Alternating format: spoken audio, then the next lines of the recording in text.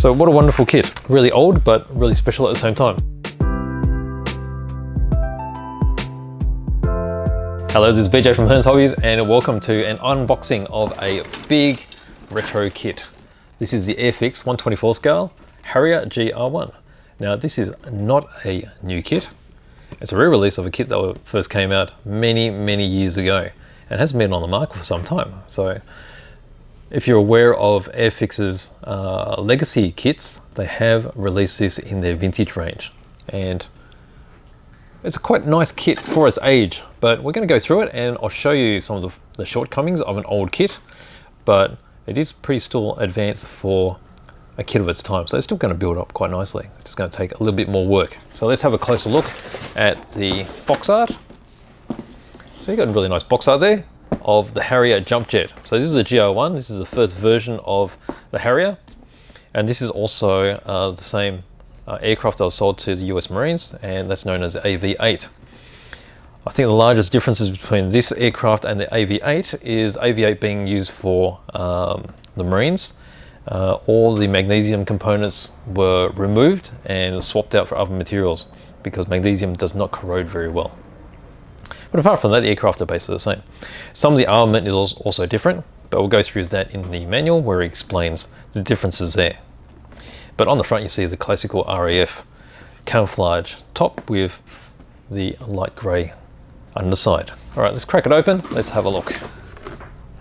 Alright, so we've got pretty standard looking boxing here. Let's move that out of the way. Alright, so this is very much an Airfix type bag. We've got big bags and we've got loose sprue inside, and because of that there's probably some loose parts as well. So it's a good thing that the bags are fully sealed now, so all the bits are going to be there if they've fallen off the sprue. But you can see just how big, there's a fuselage right here, so 24 scale. Alright, let me just move this aside. We'll look through each sprue at a time.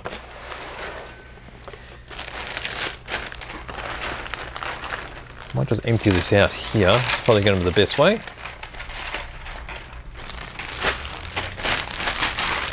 Alright, what do we have? Alright, let's shift this over here. Cut in a bit tighter. Alright, so we've got all of our engine bits. You've got the huge engine halves here. You've got the compressor fan. That's quite nicely molded. You'll notice how chunky the sprue is because that is pretty much the technology of the time. It's much finer and much thinner these days. And the joint points are much finer. So you just need to take care when you're cutting the parts off that you don't overcut and dig into the actual parts. So all this is fully engine components. It does look a little bit soft for a modern kit, but then again we're not looking at a modern kit. And I'll get a bit of a close-up here so you can get an idea of the details which are on the engine. So you'll notice that it's got full engine detail. That's because the wings can be removed and you'll be able to see the engine detail underneath. So there's the areas where you've got the thrusters. So they're a rotating thruster, and that's how you get this hovering effect, I guess you call it, because it's a vertical takeoff and landing aircraft. But it's a full size engine. Okay, so that's that bit. Let's find some room, pop that over there. What's on our next sprue? Okay, so next sprue we have the actual nozzles.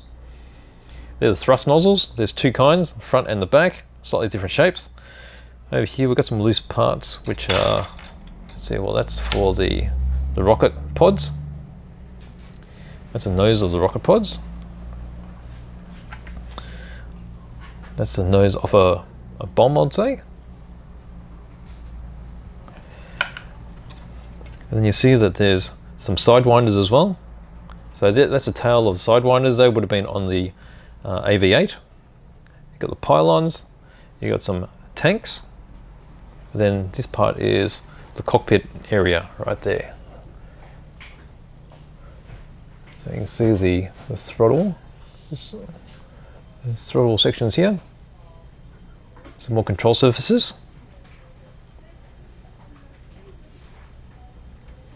So the parts are really chunky. They're the nozzles. And then you've got these drop tanks. And there's the detail on the underside. So it's a variety of etched panel lines and raised. So on here they're raised. You will find that a lot of early kits will have raised panel lines because it was simply easier to put into the mold. If you really want them engraved, you can always engrave them yourself. So after you've glued it, just put on some tape and then re-engrave those lines with, there's plenty of panel lining tools available now. And that'll help you add some detail. When you put your wash on, it'll sit into the engraved panel line a lot easier. Okay, so that's that sprue. Let's move on to the next one. Let me just put those loose parts aside. I'll quickly look at this, I guess. There's a bag of the tires. They're actually rubber tires, quite firm. So we've got 3 main landing tires there. So we've got your front and the belly section, I guess. And then there's 2 guide type, which are on the wingtips. Okay, moving on to our next sprue. Still got another loose bit. Okay, so that's another nose of something. It looks like a bomb section.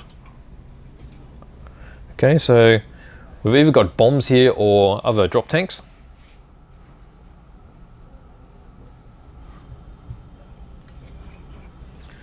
The largest items there that I recognise. These are the some rocket launchers. They're the ends of the rocket launchers, the tubes. So these might actually be, let's have a look, does that fit in here? No, making it up now. Alright, so that's that one there. Let's pop that loose part aside, and then we have this sprue here. It's got a lot of the pylons. So under wing pylons, got some more winglets here for either the bombs or drop tanks. You've got the seat, so that gives you an indication of how big the seat is. So 24 scale. Undercarriage struts. Various little bits and pieces that I don't recognise. And you see that quite a lot of these parts are actually numbered as well on the panels. So that's helpful, particularly around here. On the insides of these pylons. Okay, so chunky. Alright, let's pop that aside.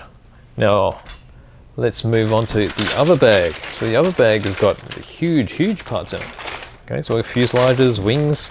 Let's pull all this out. Okay, I think we have to go for the obvious here, which is the fuselages. Try to move this aside. Taking up a lot of room. How's that? Alright, so we've got fuselages here. Let's have a closer look at these. And we'll look at the surface detail because that's probably where it's most pronounced on these. Let me just get this focused. Going the wrong way, there we go.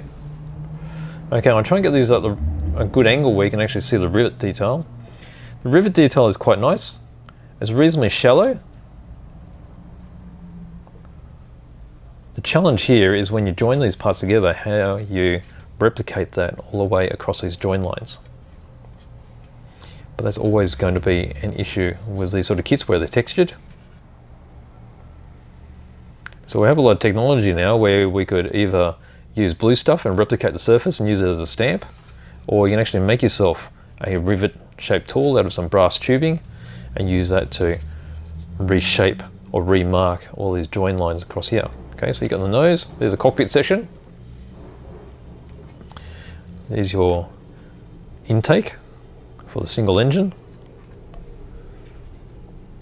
The forward nozzle area, the rear nozzle area, and then we'll work our way to the tail here. Now underneath this point, this is where we have a speed brake, and this is the main undercarriage. It's right under the belly. And then you have the nose undercarriage right here. Okay, and it's pretty much the same thing for the other fuselage. See some of the rivets there. These are a little bit deeper.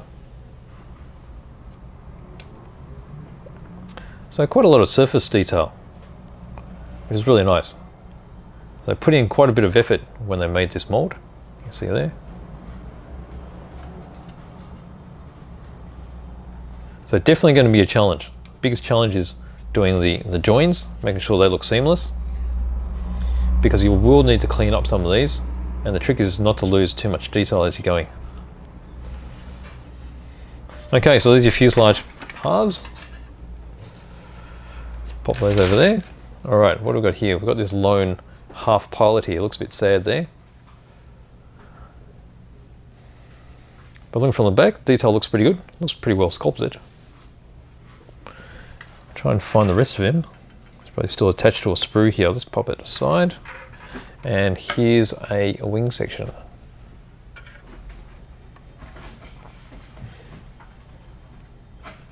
Okay, so being the flat, this is actually the bottom of the wing. You see, this is the points where the undercarriage, or I guess the wheel supports, are tucked away, and then that'll fold for them to be supporting as it's landing. Got some of the control surface here, probably the flaps. And the surface detail is quite nice here too. So there's actually a textured surface. Let me just focus on my thumb again, which is what I normally do. All right, let me see if I can get that. Hopefully I can get some of that texture coming through there. So it's actually quite rough. And then there's all those rivets that are all the way through here. And some very fine, actually etched panel lines just in here. So I spent a bit of extra effort here to get those in there. Hopefully you can see those. They are very, very shallow. Okay, fairly impressive for the age of this kit. All right, let's put that aside. Then we've got the actual tops of the wings here. Same sort of thing. It's textured. These do have more detail on the surface. There's panel openings. Let's just make sure I've got that focused again. Let's see if I can get just the right light so you can see all that.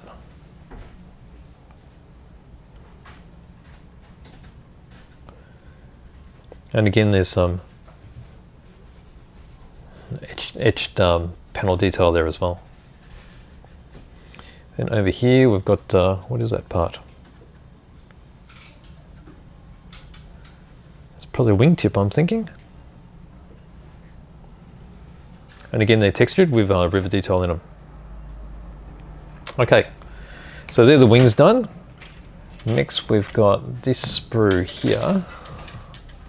And this is the one with the actual pilot, other half of the pilot figure. Okay, so we've got engine intake vents. We've got the other wing tips here. We've got the vertical stabilizer and the horizontal stabilizers. And then the pilot. The pilot is really very good. Quite impressed with the pilot. Let's get a closer look.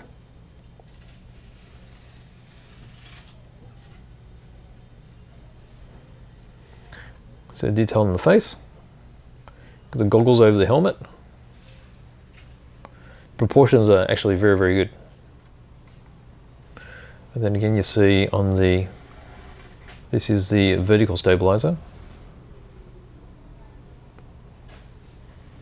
You got that, all the rivet detail in there.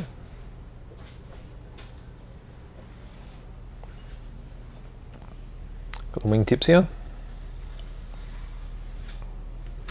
Some various chunky parts. These look like the covers of the wing landing wheels. Speed brake. Some wheels. And then the rest of the intakes here. These are from the inside. Okay, so here's the other half to the pilot. Let's see what the fit's like.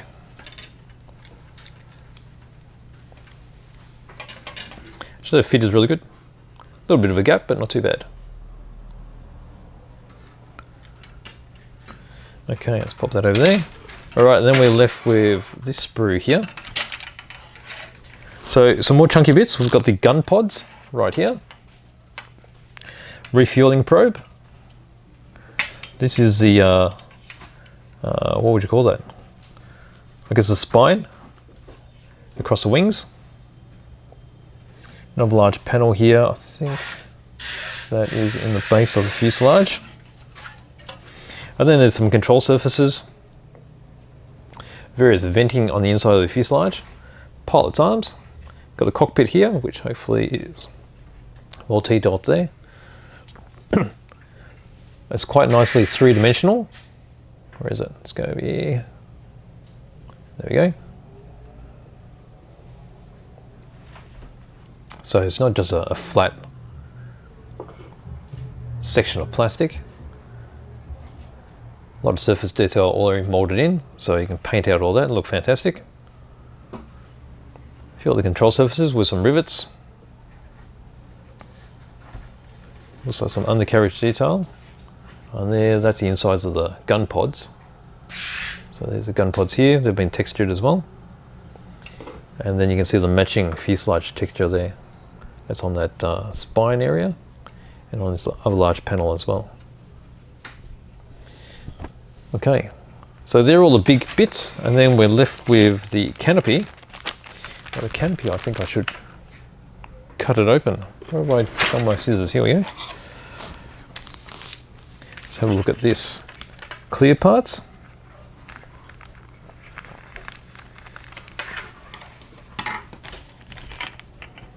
All right, so one sprue of clear parts. Now they're remarkably thin. Would have thought they'll be a lot thicker like the grey parts, but it's actually really thin and very, very clear. There's no seam line down the centre, but a little bit of a polish would do a lot of good. It'll make it increase the clarity. Quite nice. So windscreen area here. It's probably head-up display, glass there as well, and then the rear section. So these are designed to be able to slide back and forth as well. Okay, let's pop that back in the bag, and we'll have a closer look at the manual. So we'll get into here. Whoops. Okay, so we have our manual there. I have to zoom that out so I can fit it all in. There we go. We have the decals in here as well. Huge sheet of decals. You've got RAF markings, and then also US Marine markings here for the AV8 version. A huge amount of stenciling, and then also some decals here for the instrument panels.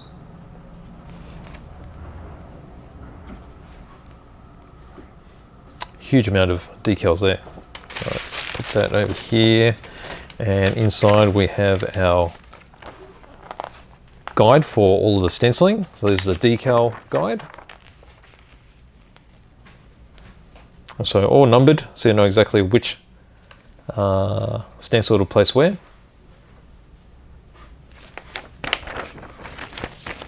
Then we have a painting chart, printed in colour.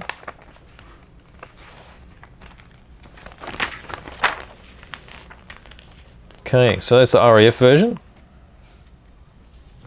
That's with a classical RAF camouflage. And then we have the US Marines version, AV8, with a different camouflage pattern. Okay, and we get into the actual manual. So start off with building the engine components. So there's a turbine getting put together. Got the compression fan and then the nozzle areas. Pilot.